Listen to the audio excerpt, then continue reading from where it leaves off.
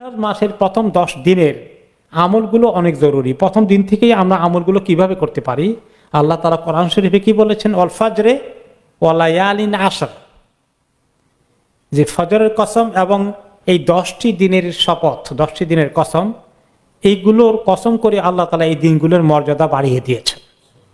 যে এই জিলহজ মাসের প্রথম 10টি দিন অনেক ফজিলতের, অনেক মর্যাদার, অনেক আমলের। যে রমাদান যেরকম একটা আমলের সিজন, আর এরপরে বড় একটা সিজন আসে জিলহজ মাসের উপলক্ষে। এই সময় হুজ্জাজ কেরাম মক্কাতে গিয়ে হজের তাওয়াফ, সাই থেকে শুরু করে আপনার আরাফাতে যাবেন, মিনাতে যাবেন, কত আমল করবেন। আমরা তো এখানে থেকেও কিছু আমল থেকে আল্লাহ আমাদেরকে বঞ্চিত করেননি, তো সেজন্য আমরা এখানে কিছু আমল করব।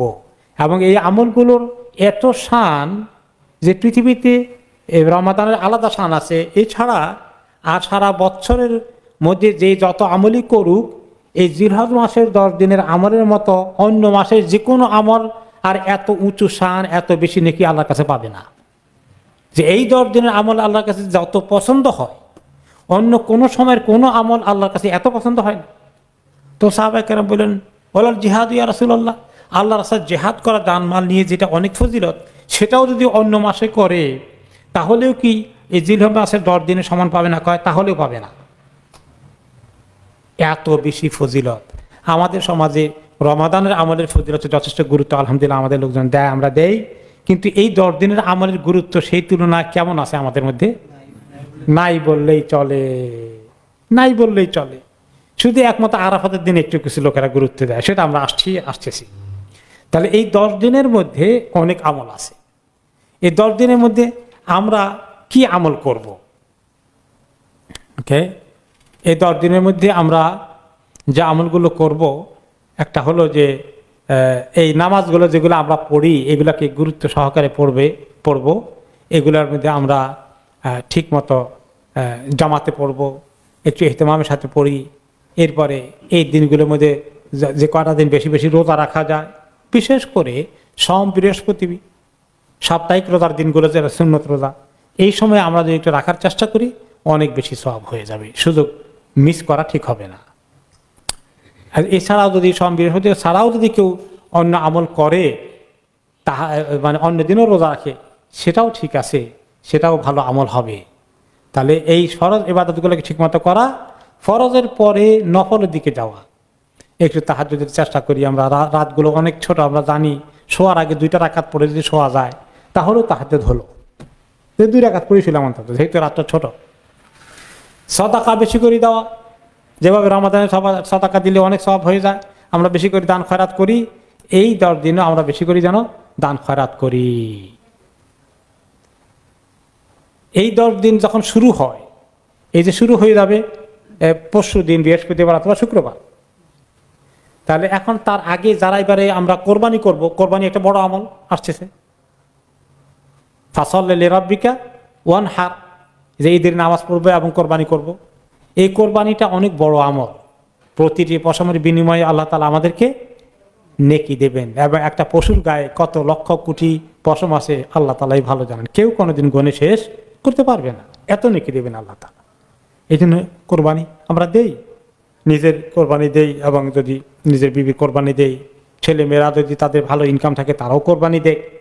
যদিও কেউ কেউ বলেছেন, একটা হাদিসে আছে পরিবার থেকে একটা কোরবানি দিলে হয়ে যাবে, কিন্তু আসলে যদি সামর্থ্য থাকে একটা দিলে হলেও, একটা দিলে যে সওয়াব হবে, 2টা দিলে কি সমান সওয়াব হবে? 3টা দিলে কি সেরকমই হবে? না।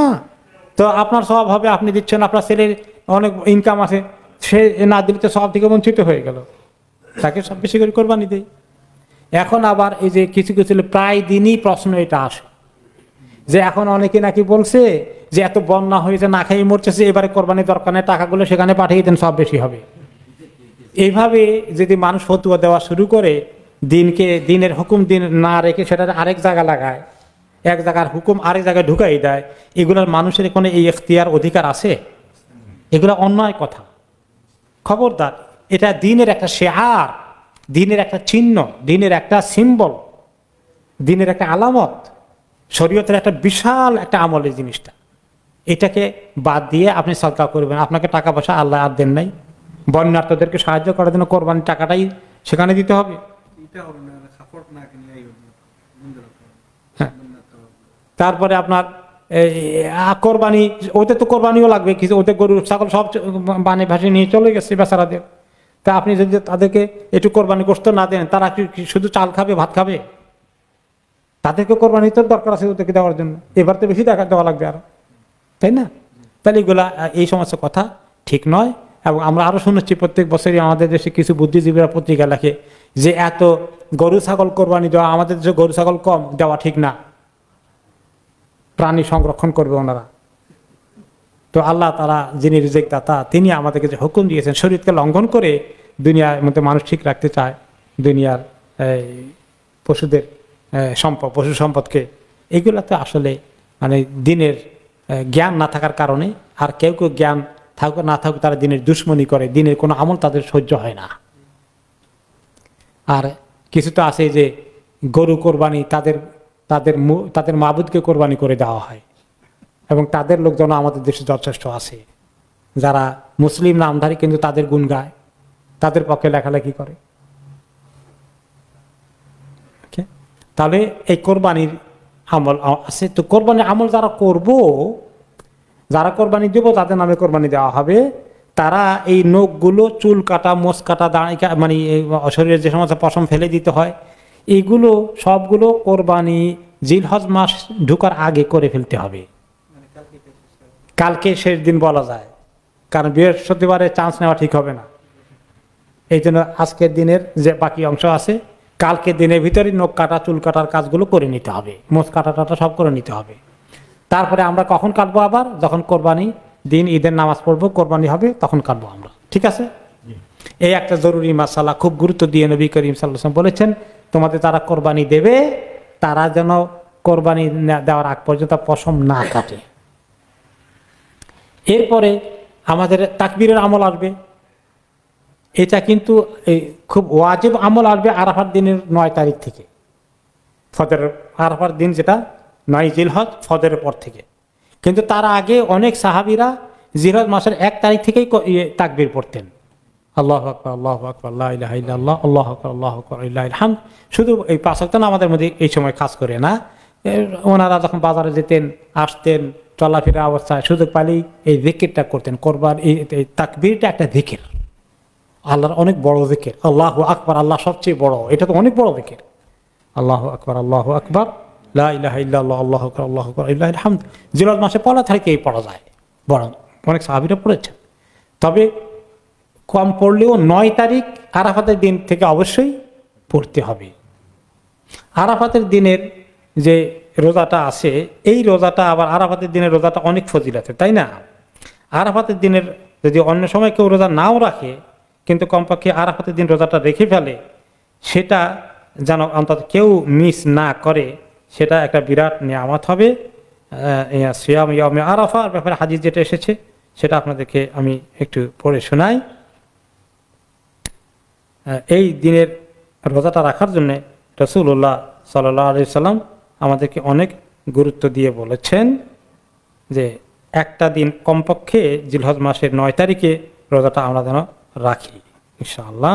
আরাফাত দিনে যেমন রোজার ফজিলত আছে, তেমনি ফজিলত আছে আরাফাতের দিনের হাজিরা যখন আরাফাতে থাকবেন ওখানে, এবং যারা আমরা যেখানে আছি, একটি দোয়া নবী করিম সাল্লাল্লাহু আলাইহি ওয়াসাল্লাম সবচেয়ে বেশি করে পড়েছেন, তাই না?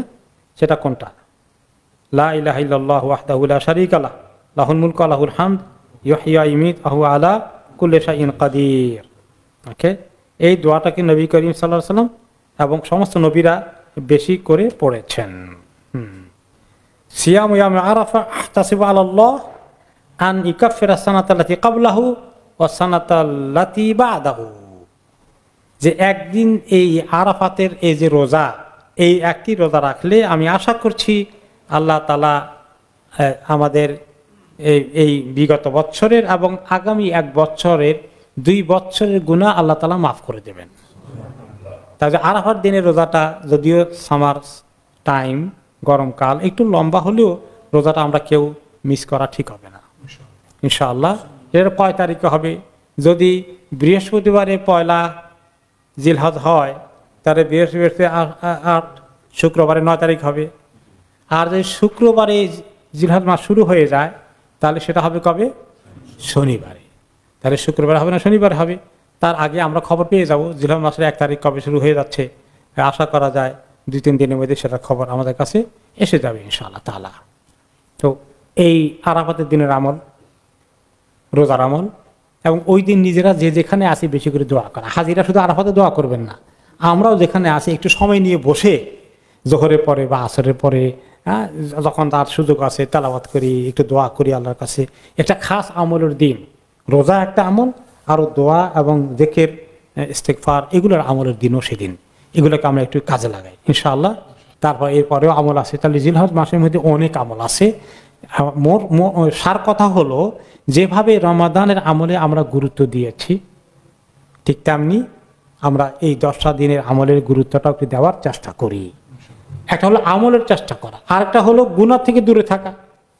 যে সময়টা আল্লাহ তাআলা বেশি করে নেকি দিবেন, ওই সময় গুনাহ করাটা মানুষের জন্য অনেক বেশি ক্ষতি হয়ে যায়। তখন আল্লাহ তাআলা গুনাহ স্বাভাবিক থাকে না, গুনাহটা বেশি হয়ে যায়। কারণ আল্লাহ তাআলা একটা ওয়াক্তকে সম্মানিত করেছেন। আল্লাহ সম্মানের গুরুত্ব দিতে গিয়ে আমি জিলহজ মাসে অন্তত নিজেকে গুনাহ থেকে দূরে থাকি। যেমন রোজা রাখলে আছে না, কেউ ঝগড়া করলে আমি বলবো আমি রোজাদার, কেন? যে আপনি রোজার হালতে আছেন। রমজান মাসের একটা শান আছে।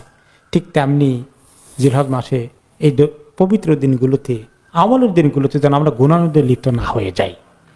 এই মোটামুটি বিষয়গুলো ছিল। কোনো পয়েন্ট কি বাদ পড়েছে? যে মোটামুটি এই কয়েকদিন আমলের মধ্যে একটু আমরা চেষ্টা করি কোরআন শরীফ, যেভাবে রমাদানে করি কোরআন শরীফ বেশি করে পড়ি, দোয়া করি, ইস্তেগফার করি, দান করি বেশি করে, সাহায্য সহযোগিতা করি। যত বেশি দান করব, এই একটা ফজিলতের মাসকে কাজ